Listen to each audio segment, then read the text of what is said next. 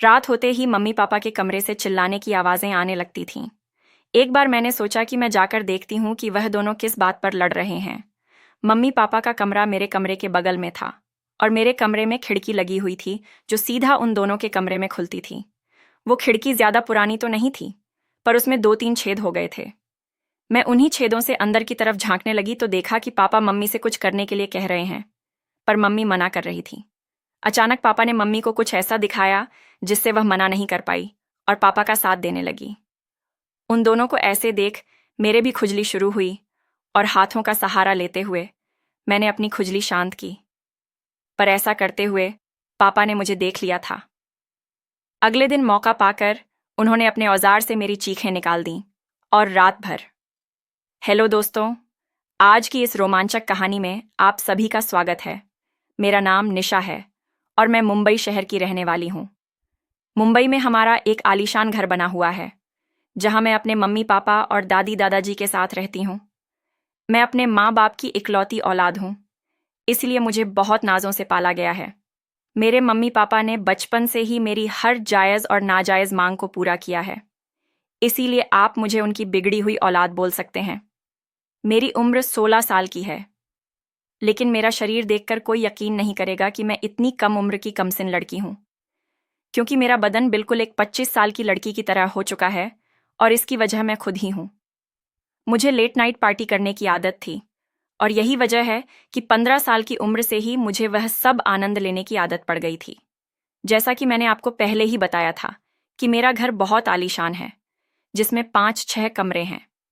एक कमरे में मेरे मम्मी पापा रहते हैं, दूसरे कमरे में मेरे दादा और दादी जी रहते हैं, जिनकी उम्र अब बहुत ज़्यादा हो गई है, तो वह दोनों अपना ज़्यादातर समय अपने कमरे में ही बिताते हैं। तीसरे और सबसे सुंदर कमरे में मैं रहती हूँ। बाकी के कमरे खाली पड़े रहते हैं या जब भी कोई मेहमान आता है तो उनके लिए तैयार कर दिए जाते हैं। अब मैं अपने मम्मी पापा की बात करूं तो मेरे पापा की उम्र 40 साल है और मेरी मम्मी की उम्र 35 साल है। उन दोनों की शादी छोटी उम्र में ही हो गई थी, इसीलिए वह दोनों काफ़ी जवान दिखते हैं। मेरे पापा एक बहुत बड़े बिजनेसमैन हैं, जिनका ज़्यादातर समय अपने काम में ही निकल जाता है। मेरी मम्मी वैसे तो बहुत जवान और खूबसूरत हैं, पर उनकी सोच पुराने ज़माने की है। उनका ज़्यादातर वक्त घर के कामों और अपने सास ससुर की सेवा करने में निकल जाता है। जितना मैंने अपने मम्मी पापा के रिश्ते को समझ पाया है, उससे एक बात साफ पता चलती है कि मेरी मम्मी मेरे पापा को समय ही नहीं दे पाती हैं। वह उनकी सारी ज़रूरतें पूरी नहीं कर पाती हैं और यही वजह है कि उन दोनों के बीच अक्सर लड़ाई होती है। एक रात की बात है कि हम सब खाना खाकर सोने के लिए अपने अपने रूम में चले गए थे कि तभी अचानक से मुझे मेरे मम्मी पापा के कमरे से लड़ाई की आवाज़ें आने लगीं। उनका कमरा मेरे कमरे के पास ही था, इसलिए मुझे साफ साफ सुनाई दे रहा था और यह लड़ाई बढ़ती ही जा रही थी। दोस्तों, ऐसा नहीं था कि आज वह पहली बार लड़ाई कर रहे थे, लेकिन मैं फिर भी जानना चाहती थी कि आज किस बात के लिए लड़ाई हो रही है।